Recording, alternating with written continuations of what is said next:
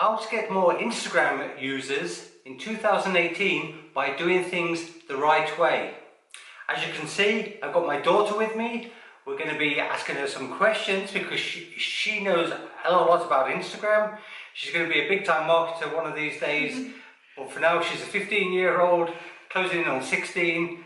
But listen to these answers, learn and instigate these in your Instagram. So, the first question is, what about username and photo? Well, username and photo are the first things you see on somebody's account. Like if you go through following or just anything, it's the first thing you see. So your username doesn't have to be something special, but you want it to be something about you, like your name, and something like special about it. You don't want any weird numbers and symbols and letters or anything like that. And your profile picture should be something of you or of something that you do. Like for example, if you're a hairdresser, something about hair.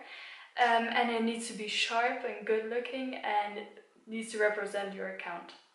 Okay, and I guess the other thing is that comes right at the top is your actual bio. You know, how are you going to optimize your bio? So basically you just want to say what you do, maybe some hobbies, maybe where you're located, if that's important to your Instagram, and just something about you. Okay, and then of course you've got what you call the feed, which is your opening page as such, yes? How would you explain that? Yeah, those are basically just your photos that you post like all together, and what I suggest is them looking all nice and cohesive. Like you should follow one theme, like the editing shouldn't be very different and all need to be like from the same niche. So if you're a fitness blogger, don't just post a photo of your like plant or something like weird like that doesn't really fit in what you do. So what you're trying to say basically is keep it consistent. Yes. Yeah, stay stable. Yes. Now I know you're very big on this part because you've always done a lot of editing for me, even when you was a 13-year-old. So what about the photography? Obviously that's a big important because you're showing images, you're showing pictures of yourself or whatever. And so what are your thoughts on that? Yeah, Instagram is pretty superficial, so the photos are very important. So you would just need good lighting, like a good angle, like good quality photos. You don't need to take these on a professional camera. Of course, it's good if you have one, but you just need to make it look the best that you can. Yeah, so clean. Yeah, clean. Don't overdo with the editing, especially not if you're trying to sell a service or something of that sort, because that can come off like a bit fake. Okay. But if you're like trying to be artsy or something, then you of course can edit your images a bit harsher than you normally would, like a regular person. Yeah, that makes sense. So I guess the other thing is, in all of social media, the hashtags are a big... Yeah. Okay, so what's going on with the hashtags? Explain to them in an Instagram way. So you don't want to overuse the hashtags. That is very, very important, because if you do, then first thing, people will get very annoyed, and you can also get shadow banned, which basically means that Instagram won't show your account or your photos to like anybody else except like somebody who's following you. So you don't want to overdo that, and you want to pick like relevant hashtags that are relevant to the photo and not just any random ones.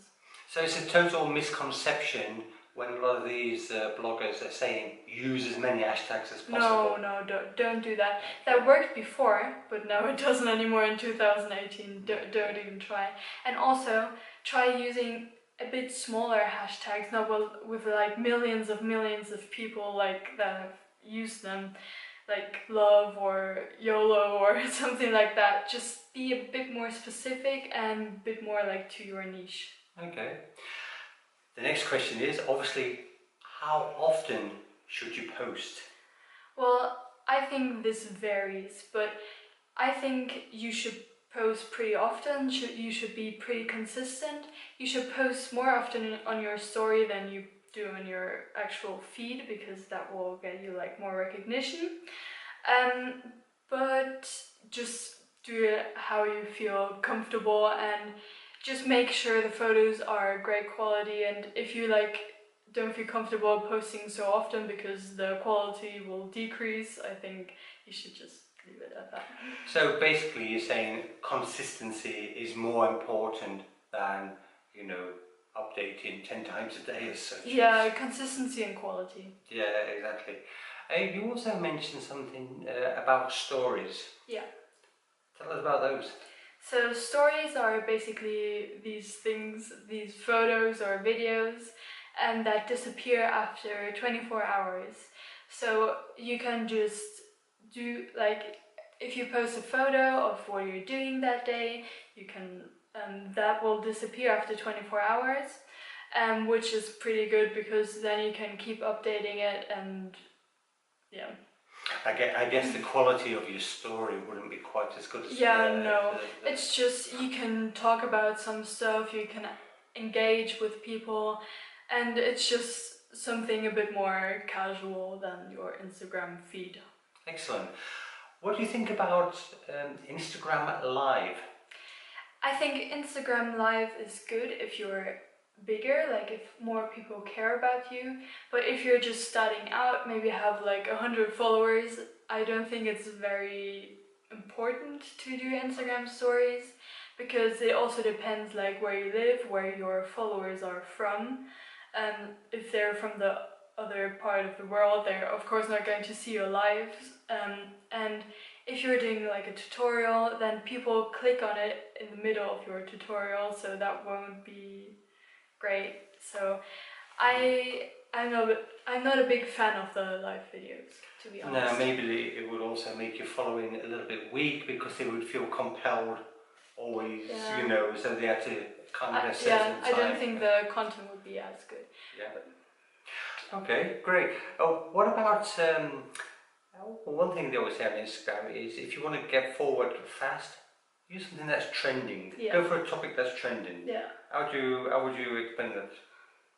So just some topics that are trending right now. Well, no, not particularly topics that are trending, but what should you be looking for? I mean, how should you proceed with it? Well, basically you just want to look at your niche, like what you're doing. For example, if it's makeup, there are always like some big trends with makeup, or like fitness, maybe some new fitness moves or some fitness drinks, or like just look at what other people are doing, and if it's popular, and then do your own version of that, and that should bring you recognition.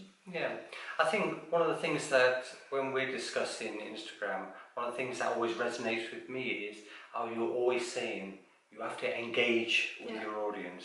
Yeah, that is very important, because it's like, as I already said, Instagram is pretty superficial. So if you really want somebody to be interested in you, then you need to engage. Of course, if you're like a model, then it's a bit different.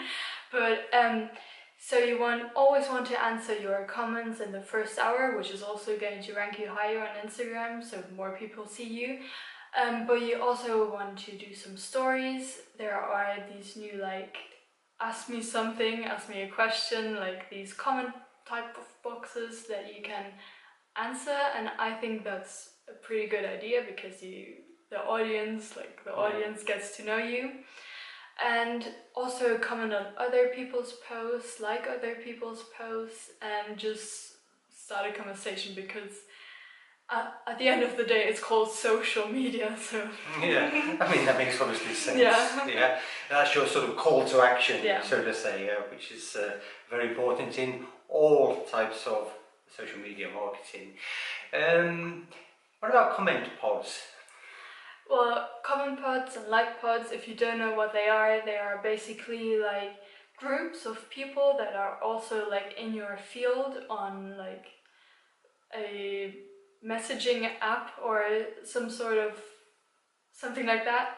And so basically you send your photo that you posted in the group, like a link to your photo, and like the people that post after you need to like your photo, like it's basically like people liking and commenting on your photo and you doing the same for other people. So it's involvement as yeah, such, kind of. trying to keep people. I think it's I'm not sure about this, but I tried it and it was working. Like people actually commented and engaged, and I was able to respond, and they came back and like it started a conversation. But you need to keep in mind that these people are also looking for likes and followers, so it's not going to be very like real. Sure. So it's I'm not sure about that. To get more followers, would you also use other social media linking in? Sure, if you have a good following, like a bigger following on your other social medias, of course you should do that. But if you don't, then I think you just... You think you could survive on Instagram alone? If you were just focusing on Instagram, you would purely focus on Instagram, so to say, yeah? Which is, yeah, I suppose that makes sense. What about, yeah, okay, this is an obvious one. Obviously, if you're a business, you're going to switch to a business account because it's obviously you can do your advertising, you can promote your company. What do you think about switching to a business account for private accounts? Well, that's fine. Like if you really want to, you can see your analytics and everything, so you can be more specific about like your content. But I don't actually think that this is very crucial, like a very crucial step, because there is this theory also that business accounts don't get as much recognition because Instagram knows like you're a business, so they like want you to pay for ads, so they don't rank you as high. So I actually had a business account, but I switched, so I'm not a personal account, but I haven't seen a big difference. So. Yeah, I mean that makes sense, because even if you get away from Instagram and think about Google, you know, who appears at the top of Google? The people who are paying them. Not, yes, exactly. not the companies that are ranking the highest. It's the people who are paying them first. So you know, I'm afraid that's the business that we're in. Could you give some tips and tricks on what not to do? This is obviously a very important one. It could be an extra video. Yeah. So basically, what you don't want to do is a big thing. Is you don't want Instagram bots like fake followers and fake likes. Like if you have fake followers, it's going to look really suspicious. If you have like 10,000 followers and only 2 likes on your photo, it's going to look a little weird and nobody wants to follow you then. And also you don't want to be spammy and do like for like and follow for follow. This used to work, but it's 2018, people are done with that. They have moved on.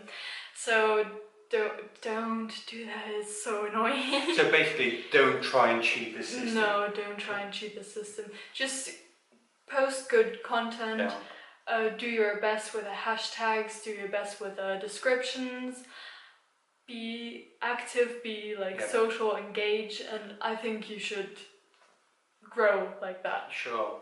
So, I mean, useless followers as such, they are worthless in any case, right? So I think we can possibly agree on that, yeah? Yeah, so there you've got it from the horse's mouth, so to say, yeah? Chelsea's great help. She's done a lot for me within marketing, and what can we say? She knows it better than most people. We hope you've learned a little bit from this video. We'll no doubt see Chelsea at another stage, and if you like, go and visit her Instagram account, give her a bit of a hello there. Yes, in the description. That's what I've got to mention. I have to wake up to these things, especially when I've got my daughter with me. So, and yeah, go and check out a few of our other videos on, more the sort of marketing strategy, and it's not just Instagram. We're trying to show you how to become better in this business. So we'll see you again soon. Take care for now. Thanks. Bye bye.